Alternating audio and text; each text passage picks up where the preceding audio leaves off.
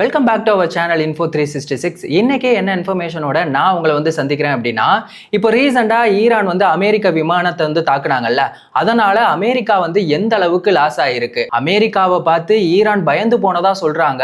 அதுக்கான காரணம் என்ன? அமெரிக்க அதிபர் ட்ரம்ப் அவர்களும் ஜப்பானோட பெண் பிரதமரும் சந்திச்சிருக்காங்க. என்ன சம்பந்தமா அவங்க பேசியிருக்காங்க? ட்ரம்ப் அவர்கள் வந்து ஈரான் மேல வந்து என்ன யாருக்கும் விற்க கூடாது அப்படின்னு சொல்லிட்டு ஒரு பொருளாதார தடை போட்டிருந்தாருல, அந்த தடையை வந்து இப்போ வந்து நிராகரிச்சிருக்காரு.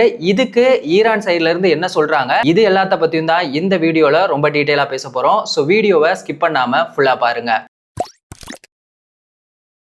இப்போ ரீசெண்டா அமெரிக்காவோட விமானம் F-35 சூப்பர்சோனிக் விமானத்தை வந்து ஈரான் வந்து தாக்குனாங்கல்ல, அதனால அமெரிக்காவுக்கு வந்து 930 கோடி வந்து லாஸ் ஆயிருக்கு. இது அமெரிக்காவுக்கு ஒரு மிகப்பெரிய இழப்பா இருக்கு. இதை தொடர்ந்து இப்போ ஈராக்ல இருக்க அமெரிக்க ராணுவர்கள் வந்து அங்க இருந்து வெளியே போயிட்டு இருக்கதா சொல்லிட்டு இருக்காங்க. அதுக்கான காரணம் வந்து ஈரான் தான் அப்படின்னு சொல்றாங்க. என்ன காரணம் அப்படின்னு பாத்தீங்கன்னா, 20 வருஷத்துக்கு மேல ஈராக்ல வந்து அமெரிக்காவோட ராணுவங்கள் வந்து அங்க இருக்காங்க. 2003ல சதாம் ஹுசேன் அவரோட ஆட்சியை கவிழ்த்துட்டு அங்க போன அமெரிக்க ராணுவம் வந்து ஈராக்கை வந்து கண்ட்ரோல் பண்ணிட்டாங்க. இப்போ திடீர்னு அங்க இருந்த ராணுவ படைகள் எல்லாமே வந்து வெளியே கிளம்பி போயிட்டு இருக்காங்க. ஈரான் வந்து இதுக்காக பக்காவா பிளான் போட்டிருக்காங்க.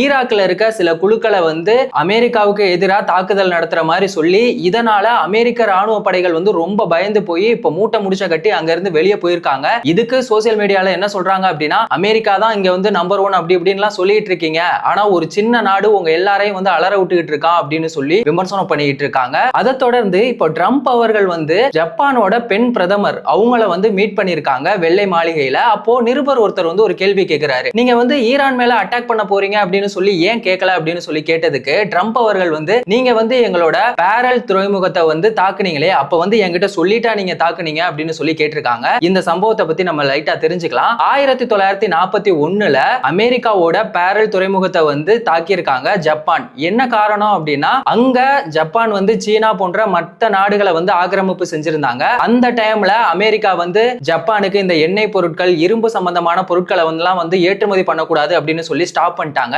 இதனால காண்டான ஜப்பான் என்ன பண்ணிட்டாங்கன்னா, இந்த தென்கிழக்கு ஆசியா நாடுகளை வந்து நம்மளோட கண்ட்ரோலுக்கு எடுத்துட்டு வந்துட்டு அவங்க கிட்ட இருந்து நம்ம எண்ணெய் எல்லாம் வந்து வாங்கிக்கலாம் அப்படின்னு சொல்லி அவங்க பிளான் போட்டாங்க. ஆனா இதுக்கெல்லாம் வந்து தடையா இருக்குது யாரு? அமெரிக்கா. அப்ப அமெரிக்காவை ஏதாவது பண்ணணும் அப்படின்னு சொல்லிட்டு தான் இந்த பேரல் துறைமுகத்தை வந்து அவங்க வந்து தாக்கியிருக்காங்க. சரி, இதனால அமெரிக்கா பயந்துருவாங்க அப்படின்னு சொல்லிட்டு தான் வந்து ஜப்பான் நினைச்சாங்க. ஆனா பதிலுக்கு அமெரிக்கா வந்து 2ஆம் உலக போர்ல ஜப்பான் மேல அணுகுண்டு வீசினாங்க.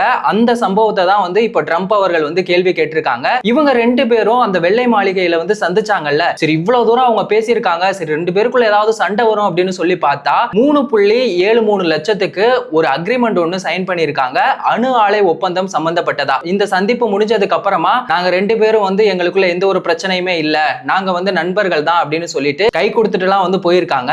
இப்போ ஈரானை சமாளிக்க முடியாம ட்ரம்ப் அவர்கள் வந்து முக்கியமான ஒரு விஷயத்த சொல்லியிருக்காரு. ஈரான் மேல அவர் வந்து ஒரு பொருளாதார தடை ஒண்ணு போட்டிருந்தாருல, அதை வந்து இப்போ வந்து தடை பண்ண போறதா அவர் வந்து சொல்லியிருக்காரு. என்ன காரணம் அப்படின்னா, ட்ரம்ப் அவர்கள் வந்து அவரோட நேட்டோ அமைப்பு நாடுகள் எல்லாத்தையுமே வந்துட்டு கோலை அப்படின்னு வந்து சொல்றாரு. ஏன்னா இந்த ஹோர்மோஸ் ஜலசந்தி அந்த பகுதியை வந்து திறக்கிறதுக்காக நேட்டோ அமைப்பிட்ட போய் ட்ரம்ப் அவர்கள் வந்து ஹெல்ப் கேட்டாரு. ஆனா யாருமே வந்து பண்ணல. இப்போ வந்து எண்ணெயோட விலையெல்லாம் வந்து உயர்ந்துருச்சு, எங்களுக்கு இதனால ரொம்ப பாதிப்பாச்சு அப்படின்லாம் வந்து சொல்லிட்டு இருக்கீங்க. எனக்கு யாரெல்லாம் ஹெல்ப் பண்ணல அப்படிங்கிறத நான் பார்த்து தான் வச்சிருக்கேன், நீங்க சிக்கும் போது நான் செதைச்சிருவேன் அப்படிங்கிற மாதிரி பேசியிருக்காரு. அதனால இந்த எண்ணெய் விலை உயர்வெல்லாம் வந்து கட்டுப்படுத்துறதுக்காக இப்ப ஈரான் மேல போட்டிருந்த அந்த எண்ணெய் பொருளாதார தடையை வந்து அவர் வந்து நீக்கியிருக்காரு. ஆனா இதுக்கு ஈரான் வந்து நீ வானா வரணும் போனா போகணும் அப்படிங்கிறதுக்கு நான் ஒன்னும் மோடி கிடையாது, நான் வந்து ஈரான் அப்படின்னு சொல்லிட்டு அவங்க பதிலுக்கு என்ன சொல்றாங்க அப்படின்னா, எங்க கிட்ட எல்லாம் வந்துட்டு எந்த ஸ்டாக்குமே கிடையாது, இருக்கிறது மட்டும் தான் இருக்கு, சோ அதனால நீங்க கொடுத்த இந்த தடையை வந்து எங்களால ஏத்துக்க முடியாது அப்படின்னு சொல்லிட்டு அமெரிக்க அதிபர் ட்ரம்ப் அவர்கள் சொன்ன அந்த தடையை ஈரான் வந்து இப்ப நிராகரிச்சிருக்காங்க. சோ இது எங்க போய் முடிய போகுது அப்படிங்கிறதே தெரியல. ஃபைனலா ஒரு விஷயம், இப்போ ஈரானை பார்த்து ட்ரம்ப் அவர்கள் வந்து ரொம்பவே பயந்து போயிட்டாரு. ஏன்னா அவர் வந்து 2 நாளா வந்து போற நிறுத்துறது சம்பந்தமா தான் வந்து பேசிட்டு இருக்காரு. சோ அந்த அளவுக்கு ஈரான் வந்து அமெரிக்காவோட அந்த விமானத்தை தாக்குனதுனால ட்ரம்ப் அவர்களுக்கு இது ஒரு மிகப்பெரிய பதிலடியா இருக்கு. சோ இந்த போற ட்ரம்ப் அவர்கள் நிறுத்துவாங்களா, இல்ல ட்ரம்ப் அவர்கள் சொல்றதை கேட்டு ஈரான் வந்து அடி பண்ணுவாங்களா அப்படிங்கிற உங்களோட கருத்தை மறக்காம கமெண்ட் செக்ஷன்ல சொல்லுங்க. எந்த ஒரு இன்ஃபர்மேஷனா இருந்தாலும் அதை 5 நிமிஷத்துல தெரிஞ்சுக்கணும் அப்படின்னா நம்ம சேனலை மறக்காம சப்ஸ்கிரைப் பண்ணுங்க, உங்க ஃப்ரெண்ட்ஸுக்கும் ஷேர் பண்ணி சப்போர்ட் பண்ணுங்க. வேறொரு வீடியோல வேறொரு இன்ஃபர்மேஷன்ல நம்ம திரும்பவும் சந்திக்கலாம்.